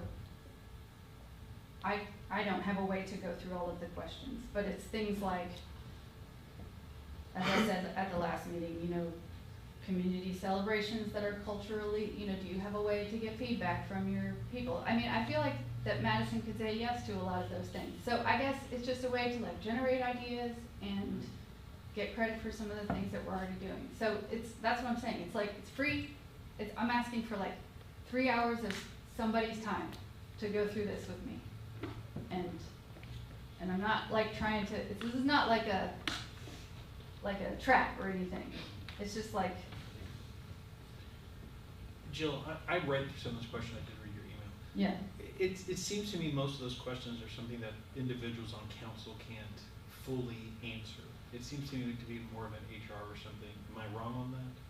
Well, like I said, I was unable to go through like the whole process, but yes, maybe somebody who has access to like the data, or whether we have, you know, like who would know, do we have this data or do we not? Because I was able to see like I think most of the responses are yes, and we have data, yes, but we don't have data to support that, no, but we don't have, no, but we have data we can look at to see, or no, and we don't have data. So it seems like it's like looking at the data you have. So it's like a really like wonky kind of thing of like going through data. Yeah. So it's free, 3 hours of time, maybe 4, maybe 5 if we're first time going through it. So that's it. I mean, Jill, yeah. I think whenever you have a project, a concern, a passion, the best thing to do is go directly to the most responsible source. And I really think that the HRC is the place to go. I don't believe it's city council. It's not, I'm trying to get out of anything. It just makes sense there. Okay, well, I'll go to that meeting and see what they say. Jill, can I ask you a question? Sure. As a citizen, can you define for the council and the community, since you have a podium right now, what your definition of equity is? And I think a lot of people in the public kind of confuse that with equality, Sure. which are two different things. Can you define that for us, what that means and why it's different? Sure. Well, so equality would be like equal treatment, and then like in the beginning, and then the way I see it, and then equity is more concerned with outcomes. So like the sidewalk, for example, to give a parallel example, that's we're trying to make sidewalks accessible to people with physical needs, you know, who might be in a wheelchair. So if, you know, we said, well, the sidewalks are there and everybody could, you know, like everybody has equal access to the sidewalks, but equity is anyone with a variety of needs can use the sidewalks. So that would be an equitable outcome. So an equity audit in terms of racial outcomes would address historical injustices that have led us to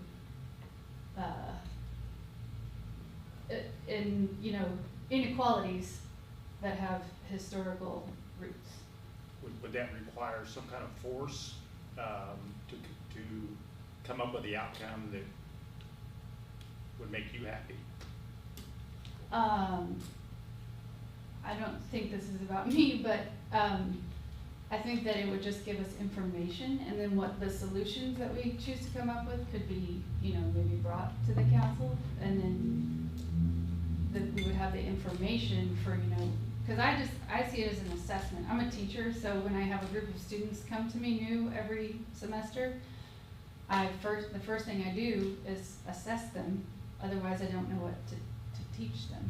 So, cause I need to know where they are. So that's kinda how I'm seeing it, is like you assess what the needs are, and then you come up with the lessons if it's the classroom, or the solutions or programs if it's the city. You would agree, equity, there's also a large measure of human, equality of human free will, what he wants to do with his life. Oh, sure. It's up to the individual, and it's not something that society can force Well, no. as an outcome for somebody that doesn't want to put forth the effort. Well, have you ever, another good metaphor that I've seen is like kids watching a baseball game, you know, and if there's a fence, and then one person can see over the fence, you know, and then the other person can barely see over the fence, and the other person can't see at all, so maybe, and if they all want to see over the fence, so you give one kid a box to stand on, and you give the other kid 2 boxes to stand on, and then everyone can see over the fence.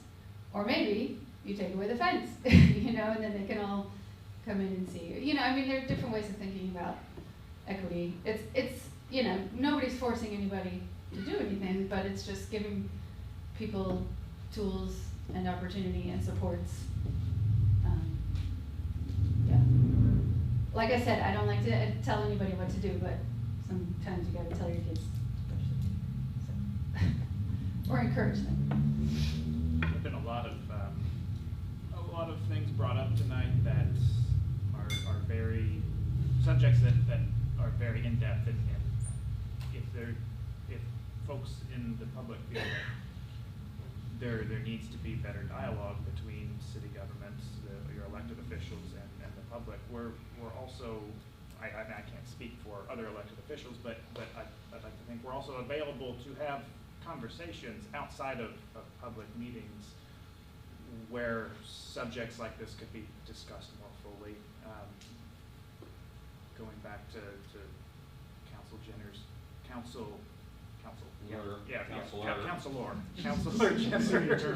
City Attorney Jenner's comments on the format of these meetings.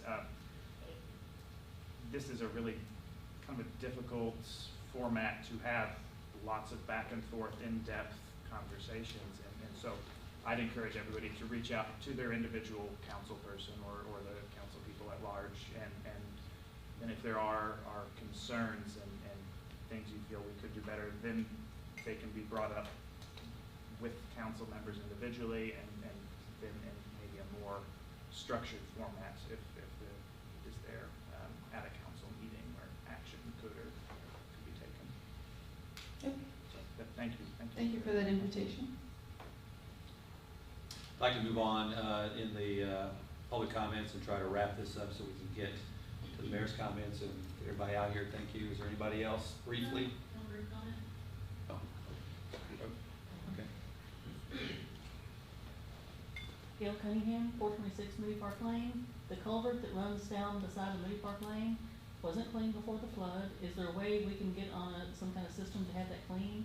It has tree branches going out the sides of it, vegetation. You could call the street department. That'd be fantastic. That's Okay. how we could if they could set up maybe a monthly or something. inform them. I know that they regularly clean culverts. Unfortunately, as there is weather, they fill up again.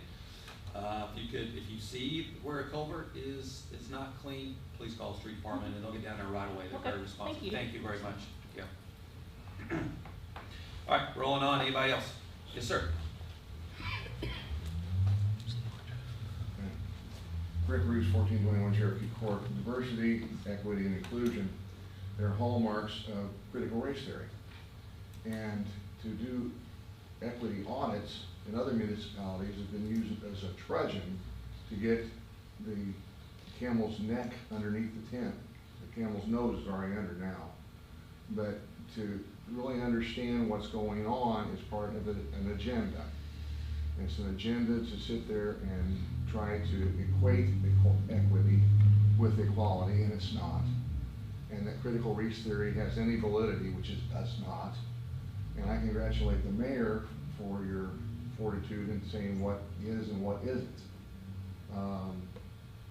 Anybody can come here and say anything and take as long as they want to, apparently, sometimes. But to engage in a colloquy, which is what you were doing, I think is, you know, if you want to consider an issue, bring an issue up. And some of this would sound like a church meeting. We're trying to wind into a motion after an hour of discussion. And I don't think an equity audit fits the agenda of the city of Madison. Thank you, Rick. Anybody else before we move on to mayor's comments and wrap up tonight's meeting? Saw some moving back there, kid. All right, well, thank you. Council, I'm going to be as brief as possible, just to update you really on one thing that wasn't touched on through the department head meetings, but earlier today, after about a month worth of very extensive planning, we did submit 2 proposals to the Governor Holcomb's READY grant program. READY stands for Regional Economic Accelerated Development Initiative. As I've talked about before, Council, about $500 million was added to the budget in order to spur economic development and really propel the Hoosier state in many, many ways. This has been done previously in a program called Regional Cities Initiative, but this particular program, because of the amount of dollars committed to it and the regionalization approach that it entails, will generate multi-billions of dollars of investment across the state, and it's pretty exciting to be involved in this. Just in summary, we submitted 2 plans. One was a workforce development plan, and the second was a destination development plan. And our plan is going to be submitted to the Regional Development Authority, which then will review it, score it, and determine how much, if any, gets incorporated into the regional development plan that gets submitted to the state. We essentially condensed over a year to 2 years worth of economic development strategy into a very, very short, comprehensive period.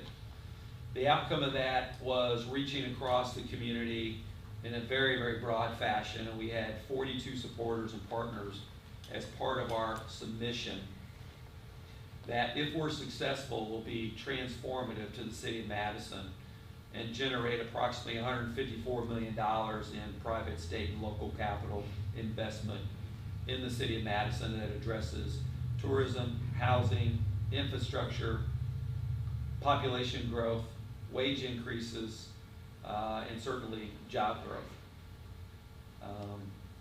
The effect of that $154 million, again, if this plan was fully implemented, and even if we aren't awarded the maximum amount of grant that we're applying for, which is $11.3 million, it could be a roadmap for the next 3 to 5 years of economic development strategy with the city that would create over $250 million of benefit to Madison's economy. This is probably the most ambitious thing that we've done that's been spurred by Governor Holcomb's leadership with this grant program. And we're excited about it, so we got it submitted today. And like I said, the goal is for the state to scrub these applications, and we'll make some awards by the end of the year. And it's a combination of various different things that I outlined, but a lot of work and thought went into this. Like I said, comprehensive planning across the community with our workforce, education, healthcare, governmental entities, with cross collaboration. Pretty exciting time to be involved in this, and we'll keep you posted. It is still preliminary because we submitted our initial plans, and now they have to be scored by the Regional Development Authority. And depending upon that outcome, we'll come back to redevelopment, the City of Madison's Redevelopment Commission, and the City of Madison City Council and talk about how we fund a local match that will be part of this plan. But for the most part, this is heavy on private capital investment that is just unprecedented. And a lot more information to share with you in the future, but just want to let you know that this planning continues. We've talked about it before. And the last thing I want to mention too is on flood recovery efforts. I gave each of you a kind of a timetable with all of the actions we've taken since the flood began June 18th, June 19th, leading up until last Friday or last Thursday with our meeting with the Army Corps of Engineers. Very pleased with the outreach that they've expressed to help the City of Madison and Jefferson County do future risk management for flood mitigation and explore options we've never explored before. So we have a lot of work ahead of us. It's going to be expensive. There's going to be a lot of planning involved and a lot of maintenance across the city and Jefferson County. But I think we're on the right path, and like I said, the promise I've made to you and the community is to look for solutions, uncover those where the facts may lead us, and do the best that we can to make sure that we mitigate any future flood risk or other disasters, as we talked about with forming our own disaster assistance group and long-term recovery. But more to come. We'll keep you apprised. If anybody has any questions, they can certainly call the mayor's office or building and planning, which is also involved. Last week, as I said, SBA had concluded their local disaster assistance for the community, and we're also awaiting results of Indiana Department of Homeland Security's evaluation for release of funds from the State Disaster Relief Fund. So we know that there is still the financial toll happening on people, and with VOED, they're also in the community helping individuals, particularly with mold and mildew abatement. So we're still pleading with everybody, be safe, and reach out to the human service organizations that can help you. We're doing our part for the planning and flood relief, and there's just a lot more to come, and when we have more information to share, we'll continue to publish it. I'm happy to answer any questions before we can. Can I have a copy of what you gave the council and what the flood? Sure.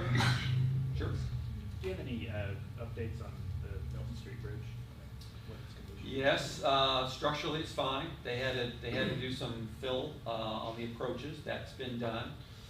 They've already milled a lot of the paving on the deck of the bridge, and I'm told that they're waiting on their paving company to redeploy back to the bridge for paving the decking. So we're optimistic it'll be done this week and reopened.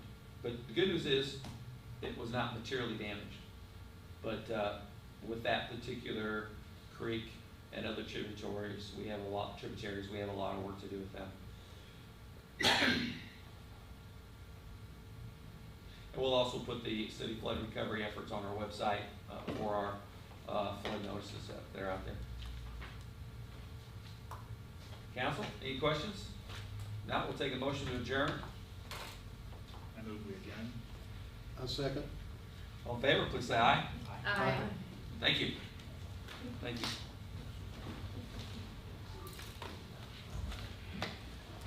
Okay, let's wrap it up. Tammy.